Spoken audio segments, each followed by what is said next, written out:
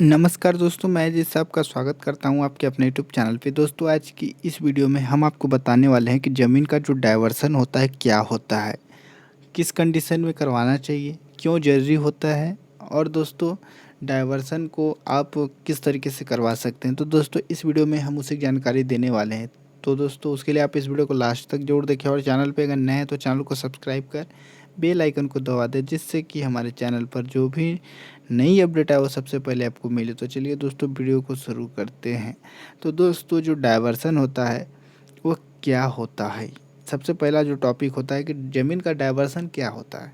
तो दोस्तों, नियमानुसार डाइवर्सन से जो आशय है भू राजस्व के निर्धारण पुनर्निर्धारण से है।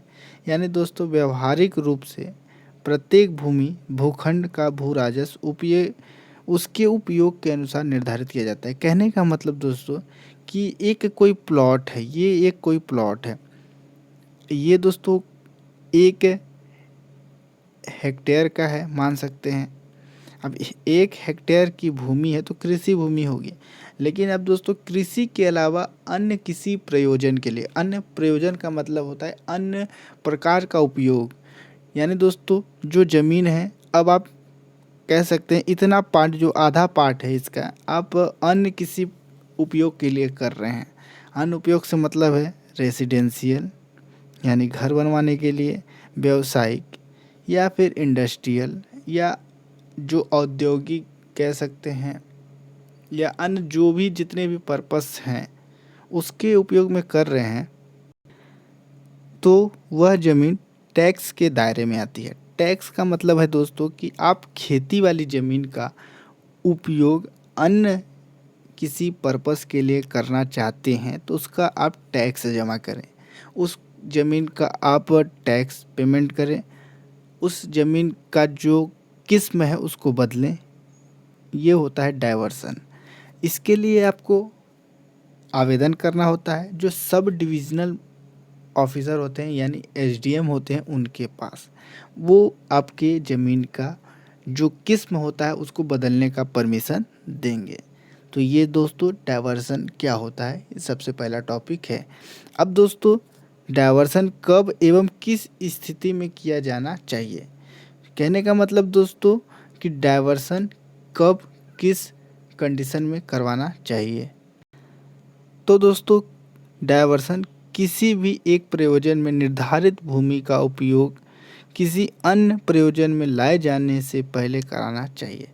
कहने का मतलब दोस्तों कि कोई भी ज़मीन हो, चाहे वो किस कृषि ज़मीन हो या अन्य किसी पर्पस के लिए है, और जिस पर्पस की ज़मीन है आप उस पर्पस में उस ज़मीन का उपयोग ना करके किसी अन्य पर्पस के लिए उपयोग कर रहे हैं तो उसको डाइवर्सन करवाना पड़ेगा। क्योंकि उसकी जो वैल्यू होती है, उसकी जो टैक्स वैल्यू होती है, उसका आपको पेमेंट करना पड़ेगा। जैसे कि कृषि से आवासीय, यानी जो एग्रीकल्चर लैंड को आप रेसिडेंशियल यूज़ के लिए कर रहे हैं तो उसको पेमेंट करना होगा, या आवासीय से व्यावसायिक, यानी रेसिडेंशियल टू कॉमर्शियल यूज के लिए अगर आप उपयोग कर रहे हैं तो उसका पेमेंट करना पड़ेगा, या फिर अन्य जो भी पर्पस होते हैं शैक्षणिक या इंडस्ट्रियल, या दोस्तों जो चिकित्सा क्षेत्र के लिए आप कोई भी बिल्डिंग कंस्ट्रक्शन कार्य करवा रहे हैं तो उसकी जो किस्म होती है अन्य पर्पस में आ जाती है, तो उसको आपको पेमेंट करके आवेदन करके उसकी किस्म को बदलना होगा। तो दोस्तों, डाइवर्सन आप किस तरीके से करवा सकते हैं। तो डाइवर्सन आपको ऑनलाइन करना होगा। आवेदन की जो प्रक्रिया है ऑनलाइन होती है दोस्तों। आवेदन आपको ऑनलाइन करना होगा। आवेदन की जो फीस होगी, चालान, भूभाटक, प्रीमियम या अन्य जो भी फीसेस होती हैं वो आपको ऑनलाइन पेमेंट करना है। ऑनलाइन आप सेल्फ कर सकते हैं आवेदन। आवेदन करने के बाद दोस्तों 15 दिन की जो वर्किंग डे होता है, 15 वर्किंग डेज, यानी 2 हफ्ते 1 दिन, इस दिनों में आपका आवेदन ऑटोमेटिक अप्रूव कर हो जाता है और आपके खसरे में जो भी किस्म होती है वो बदल जाती है। उसके बाद दोस्तों, डायवर्सन यानी विवर्तन कराने हेतु कौन कौन से शुल्क देना होता है। तो ज़मीन का जो डायवर्सन होता है उसका जब आप आवेदन करेंगे तो उसमें आपको कुछ पेमेंट्स करना होता है। तो जो भी आपकी ज़मीन की किस्म होगी, किस्म का मतलब होता है दोस्तों कृषि से जिस भी पर्पज़ के लिए आप उपयोगी कर रहे हैं, और या कृषि या रेसिडेंशियल या जो भी आपका पर्पस होगा उसका एक चार्जेस होता है। तो उसका चार्ज जो वर्ग मीटर में लगता है, प्रति वर्ग मीटर के हिसाब से कुछ अमाउंट गवर्नमेंट आपसे चार्ज लेगी। तो जो प्रीमियम की राशि होती है दोस्तों, एक बार जमा होता है, और जो भू भाटक होता है हर साल आपको छोटे छोटे अमाउंट में करके पेमेंट करना पड़ेगा। तो आप हर साल इसका अमाउंट आप पेमेंट कर सकते हैं।